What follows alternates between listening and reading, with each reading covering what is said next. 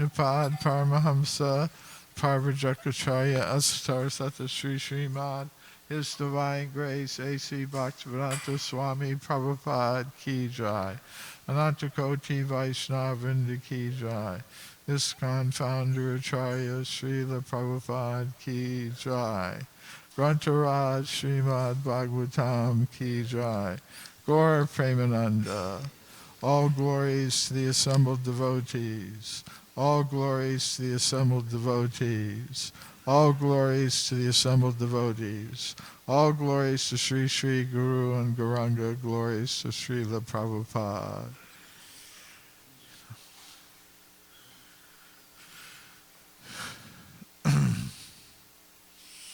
Om Namo Bhagavate Vasudevaya.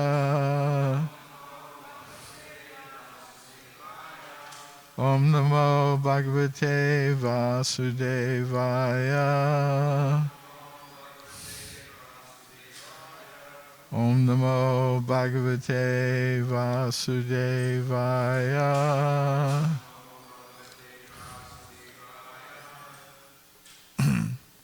So we're hearing today from Srimad Bhagavatam, Canto 3, 6, Chapter 6, Text 6. On the 22nd day of June, 2022. I like these number things. On the 6th, 366, 22, 2022. It's interesting. So, Hiranmaya Sa Purusha Sahasra Parivatsaran Anda Kosha Uvasapsu Sarva Sattvo Pabrimhitaha Hiranmaya Sa Purusha Sahasra Parivatsaran Andakosha Uvasapsu Sarva Sattvo Pabrimhitaha Hiranmaya Sa Purusha Sahasra Parivatsaran Andakosha Uvasapsu Sarva Sattvo Pabrimhitaha Hiranmaya Sa Purusha Sahasra Parivatsaran Andakosha Uvasapsu Sarva Sattvo Pabrimhitaha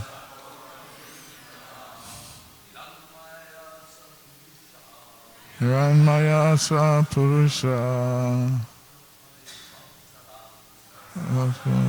Vatsaran Andakosha Uvasapsu Sarva Sattva Pabrimhitaha Hiranmaya Sa Purusha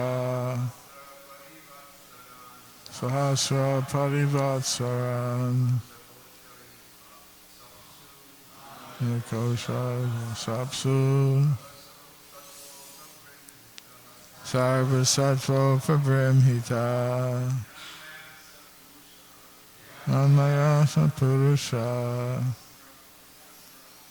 Sahasra Parivatsaran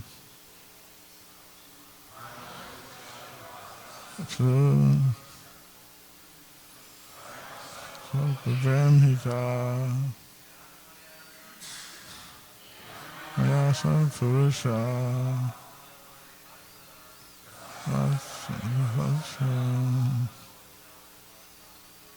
Nikosha Satsu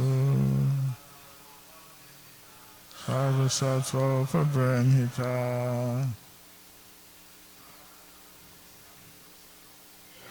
Mayasa Purusha Sahasra Parivatsaram Andikosha Vasatsu Sarvasattva Prabramhita. Vaishnavis Mayasa Purusha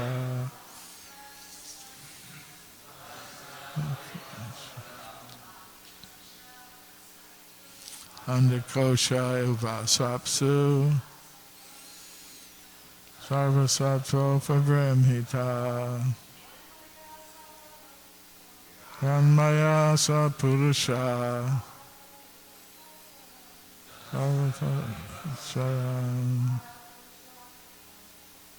Andikosha Vasapsu Sarvasattva Prabramhita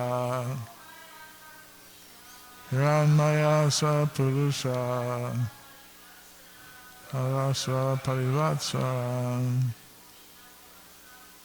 Andikosha Vasapsu Sarvasattva Prabramhita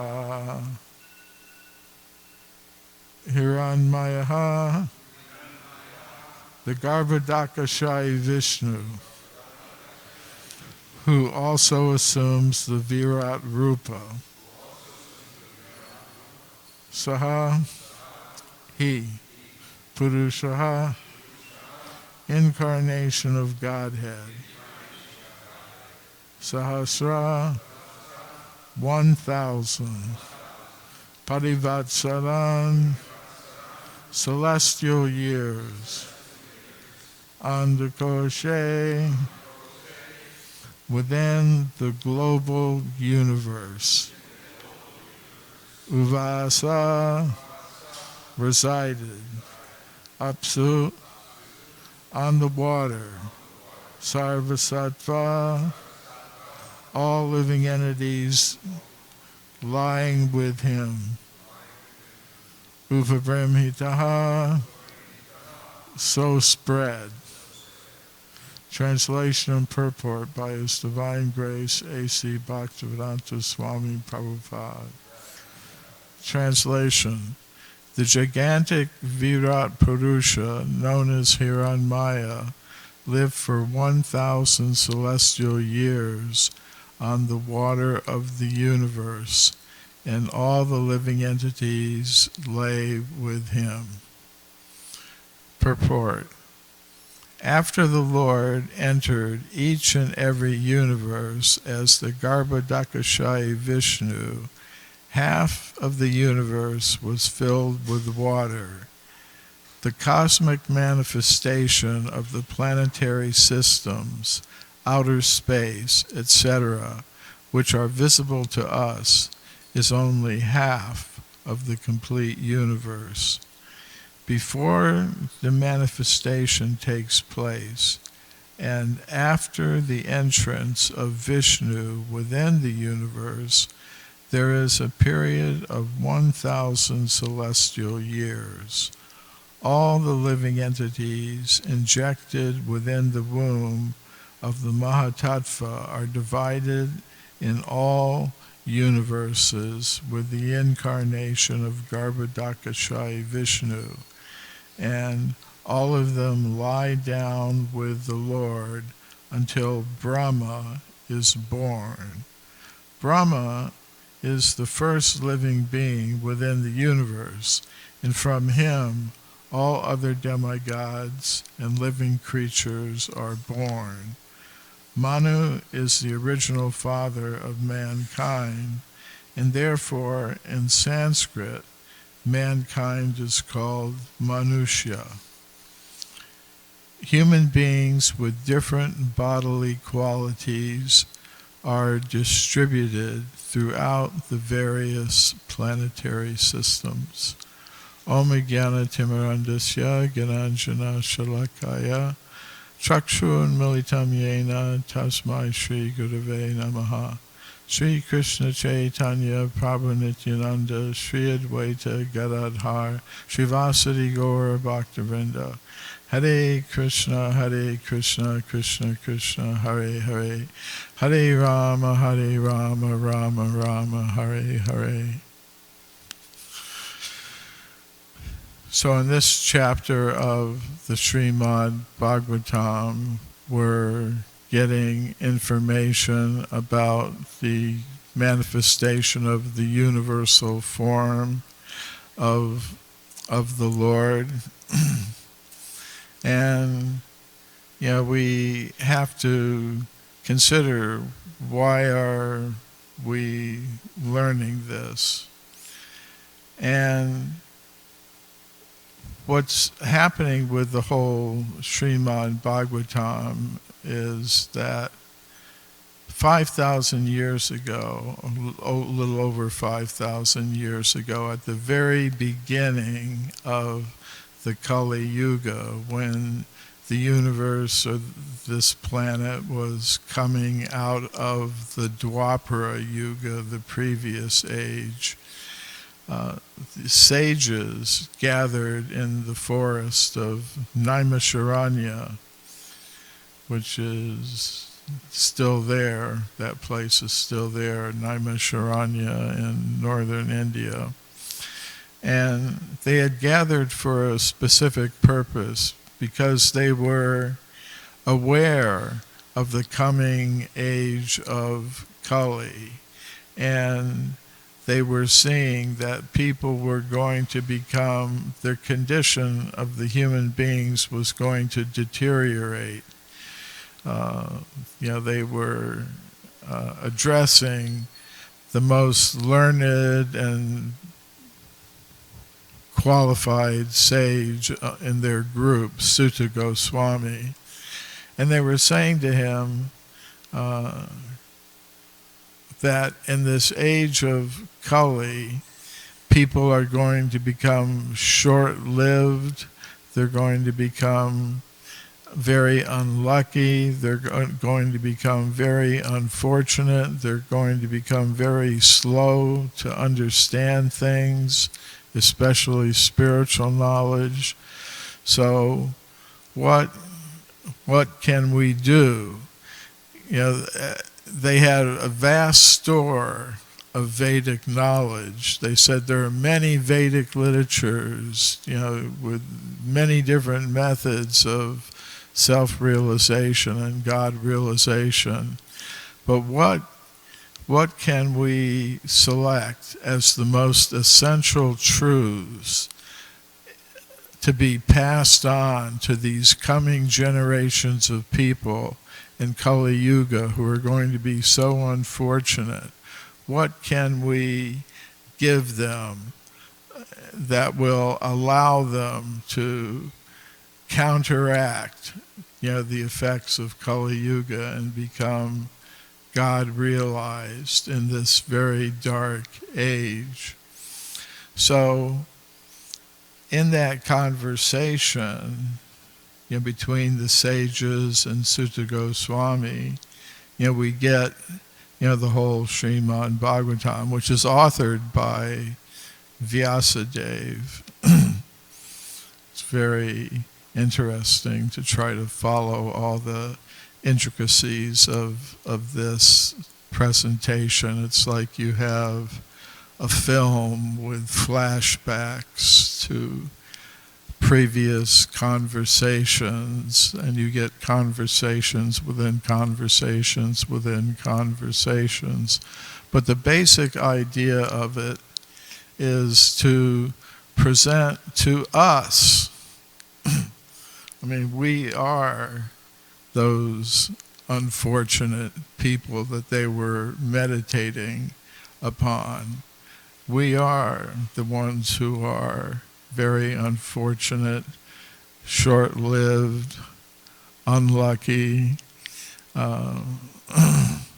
So,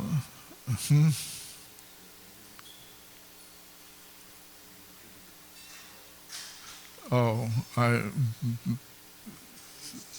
always disturbed. Yes, yes, that also, and always disturbed. So this is for our benefit. So one of the topics that they discussed was this universal form. And why is that important for us to understand? To understand that the universe around us is actually a form of God. That's important for us because we have a tendency to try to exploit things and use them for our material sense gratification. It's like, if you just walk into someone's house and you just start using everything that belongs to them. You're a guest, maybe, but you start just taking things and using things. Oh, you got a phone there? Let me make some calls to long distance international calls. You got some food? I'll take that. I'll invite some of my friends over. You got a great sound system. We'll have a party here. It's but if you understand, I'm a guest here, this belongs to someone, you'll ask permission if you use anything.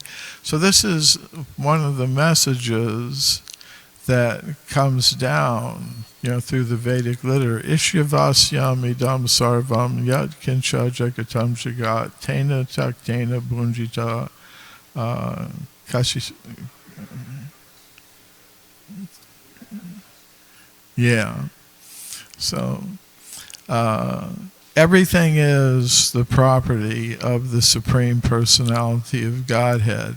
And we may take our allotted share, whatever is allotted to us, but no more than that. Or as, there's the peace formula verse from the Bhagavad Gita where Krishna says, Sarvaloka Maheshwaram, I am the proprietor of all these different planetary systems which are being manifest. So this is apparently important information from us. Otherwise it wouldn't be included in the Srimad Bhagavatam, which is called the ripened fruit of the tree of Vedic knowledge. And it's one of the essential truths that the great sages and ultimately Srila Vyasadeva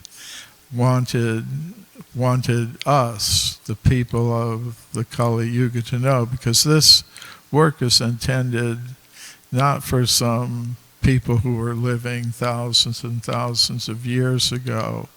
It's meant for this time, this place, us.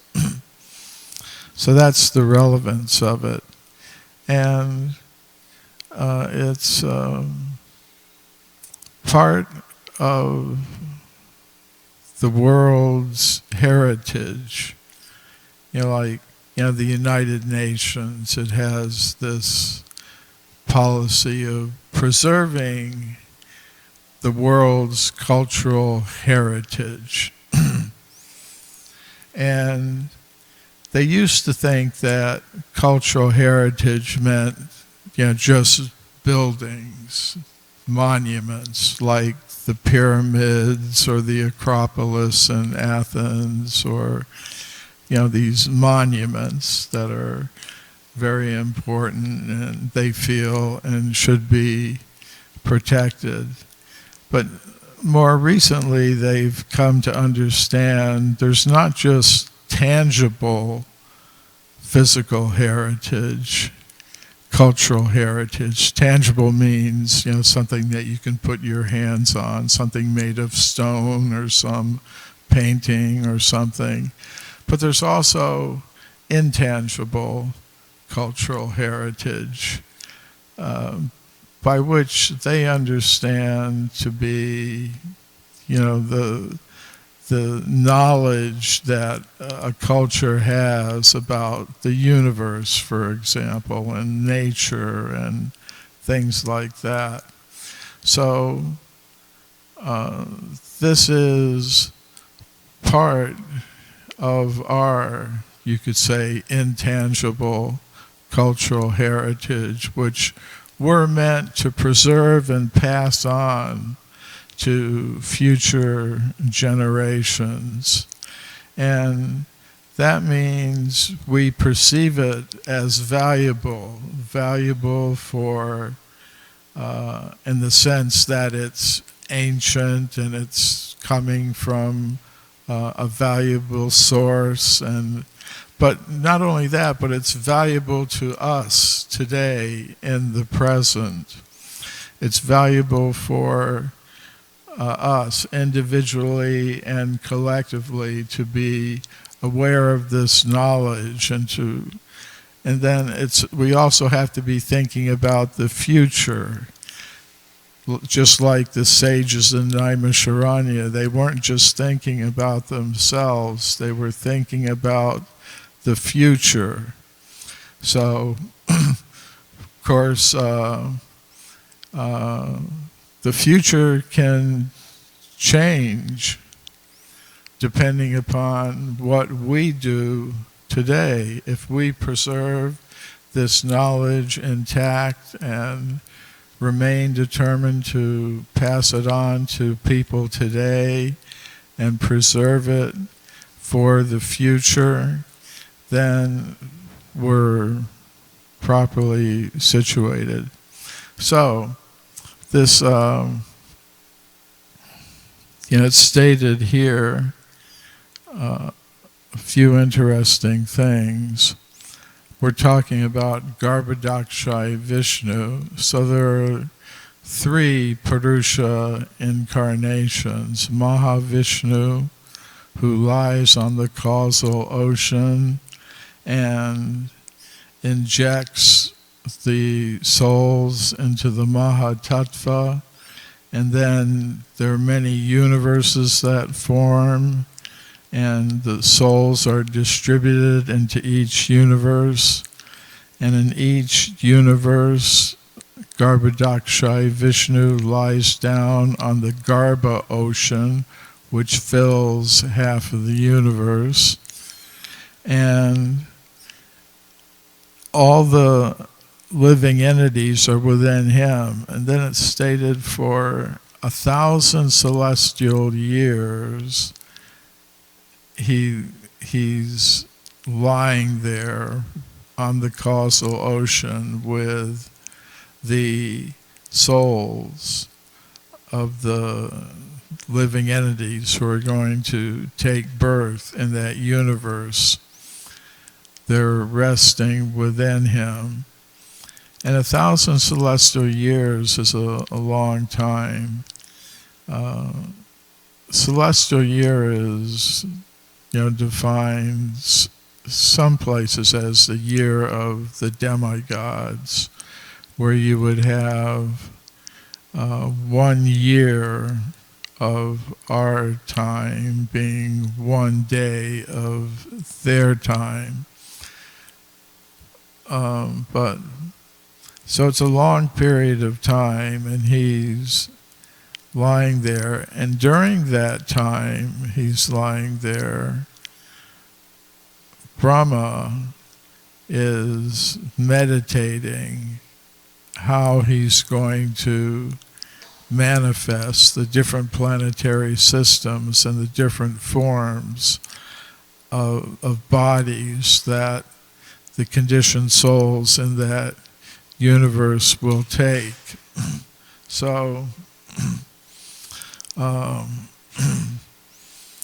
when Brahma is ready to proceed with his manifestation, it's called the secondary creation. The primary creation, which is called Sarga, is carried out by Mahavishnu, manifesting, the forms of the universes and providing the spirit souls and all the material ingredients. But the secondary creation, which is called Visarga, is carried out by Brahma.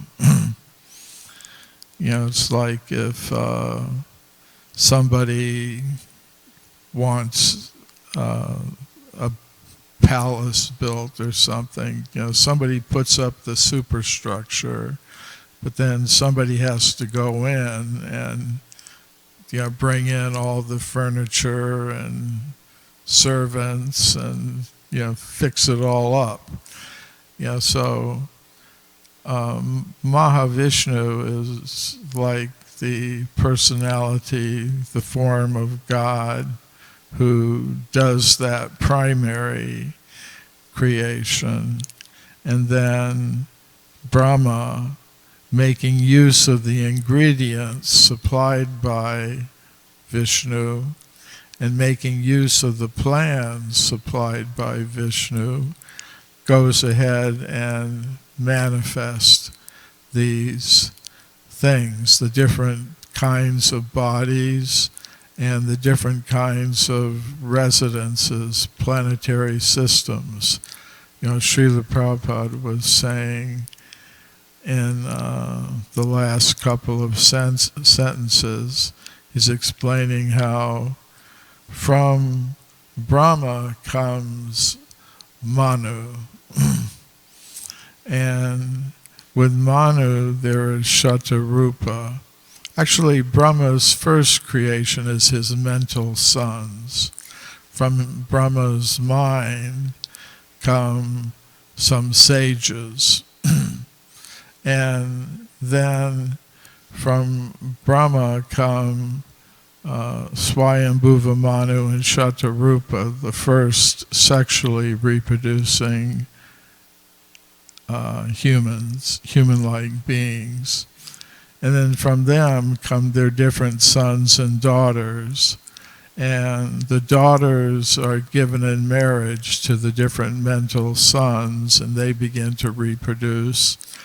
And they produce the forms of human beings, various kinds of human beings, like Srila Prabhupada says in this purport,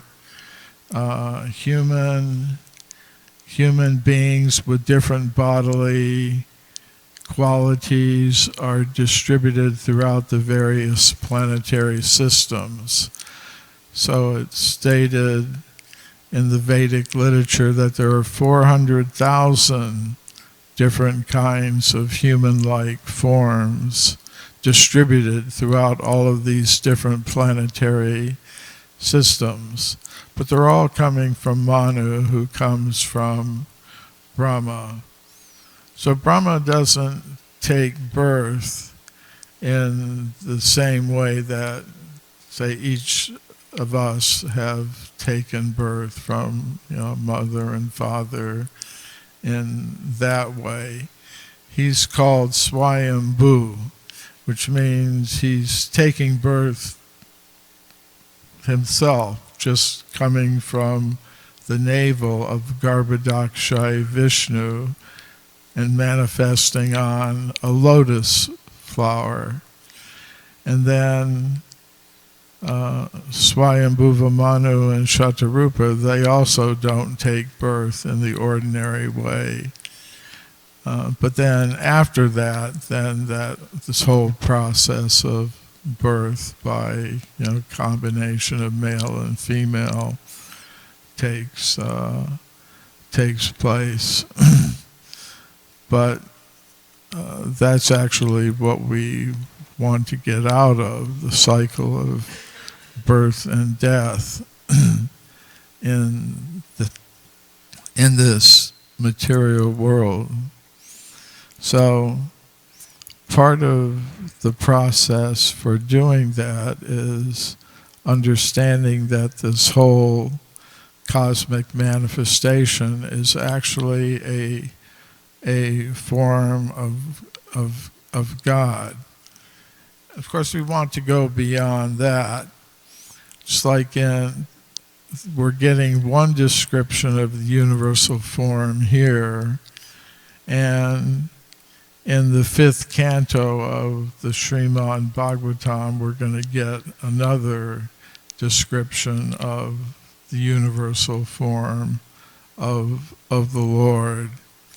And that description is given by Shukadeva Goswami to Maharaj Parikshit. And after giving this description of the universal form of the Lord, which is described as, basically it's a description of Bhumandala, with the central island of Jambudweep, and in the center of it is Mount Meru, and Bharatavarsha is one of 9 varshas in that island, and we're situated there. And around that is a ring ocean, and then another ring island, another ring ocean. There's a whole description. It's a description of a universal form of the Lord. And Shukadeva Goswami explains to Maharaj Parikshit that if an aspiring devotee meditates on that form and tries to explain it to others, then that devotee will become advanced in Krishna consciousness and be able to perceive the original form of God. Govinda Madi Purusham Tamaham Bhajami, we're chanting every day. Govinda, the original personality of Godhead. So that is the benefit of trying to explain to people that everything is actually the energy of the Supreme Personality of Godhead. It's God's property. It's not ours to use however we like for our own sense gratification. Everything is meant to be engaged in the service of the Supreme Personality of Godhead. So that's why this information is being presented to us in this literature, Srimad Bhagavatam. I'll stop there. Any question or comment?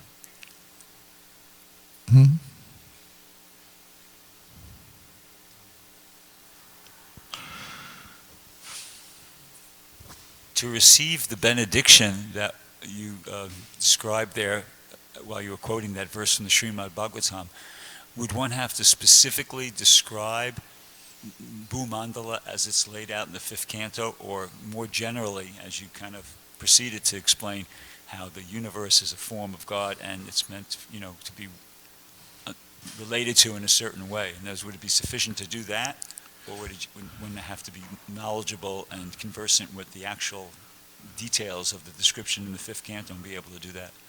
Well, Srila Prabhupada conceived of the Temple of Vedic Planetarium, and he instructed that it would present the universal form as described in the 5th canto of the Srimad Bhagavatam. and he wrote a letter to the Bhaktivedanta Institute devotees saying, you have to carefully study this 5th canto of the Srimad Bhagavatam, and it's in the, he said you have to study it so you can present in this Temple of Vedic Planetarium a model of that description.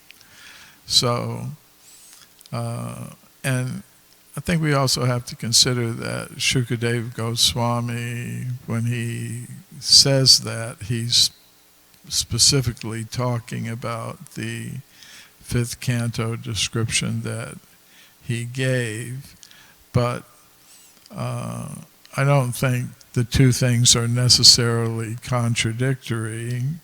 Any description of the universal form that's given in the Srimad Bhagavatam is going to be beneficial for us and for anyone else who hears it. But we do have this specific instruction from our founder Acharya specifically to present that in Mayapur. That's not the only thing that can be presented by devotees. We can talk about the universal form that was displayed to Mother Yashoda, or the universal form that was displayed to Arjuna, which may focus on other aspects of the universal form. One thing that's often said in the Srimad Bhagavatam, different personalities say it, that even if one had a life as long as Lord Brahma's, one couldn't perfectly understand the universe. No matter how intelligent or how long you meditate on it, you'll never be able to figure it out entirely. But whatever's presented to us by Srila Vyasadeva, and which coming down to us through our acharyas, we can, with profit, try to understand it and repeat it to others. Svavas Prabhu. Thank you for a very nice class. On the last sentence, practically, of the purport, could you say something about that? Prabhupada mentions humanity in different bodily qualities is distributed throughout the various planetary systems. Humanity in different bodily qualities is distributed throughout the various planetary systems. Could you say something about that, the humanity? We have to consider what human means in that context, because it like sometimes in discussion of, human beings, like in the discussions Srila Prabhupada was having with his disciples like Shamasundar about Darwin, they were talking about humans, scientists think humans come very late. And Srila Prabhupada said, no, humans are there right in the beginning. Brahma, so this human-like apparently means all the different kinds of demigods and other beings that are described, and not maybe in so much detail, but they're mentioned. These different types of demigods, apsaras and gandharvas, and we see that these beings, these human-like beings, like gandharvas, apsaras, others, they are able to interact with human society, just like they're part of the same group. They even can have children together, like the different demigods came to Kunti, and by their combination, the Pandava brothers were produced. So this concept of 400,000 kinds of human-like creatures, Manushyanam, are distributed throughout the universe like that. That's how I would see it. So, yeah, that's what I was thinking, that it's with reference to that 400,000 species, more or less, right? Well, kinds of species is an English word, Okay. and people use it in different ways. But I think the word is jata that's used in Sanskrit. That means some kind of being that is born, jata, a class. It may not line up exactly with the modern scientific concept of what a species is, but even that is always changing. They can never really figure out, from their point of view, what makes one species different from another. In biology, that's just a whole. They're always changing. So that would also apply to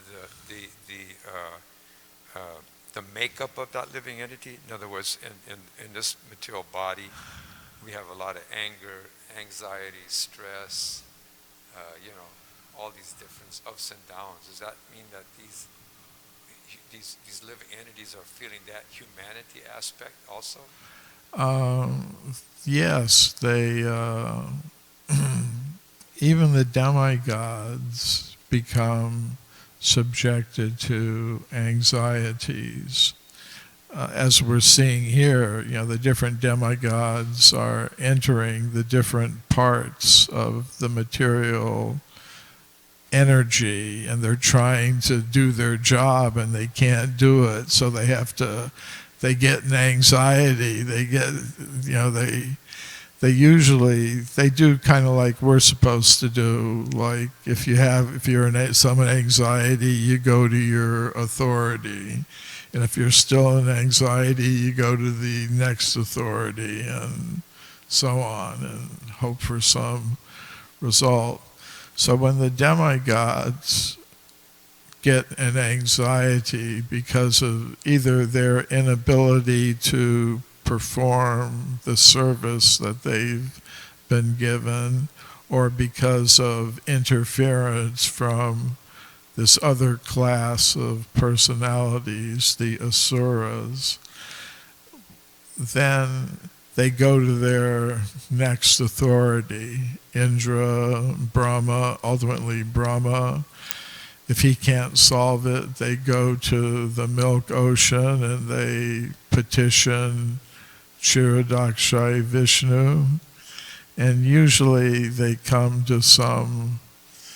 Krishna will explain to them, well, now the demons are very strong, declare a truce with them, try to get them to churn the milk ocean using Vasuki as a rope and under a mountain and then they try to do that, and the mountain won't float on the ocean of nectar, and they get Kurma avatar to come and hold it. There's always some anxiety in this material world, even among the demigods.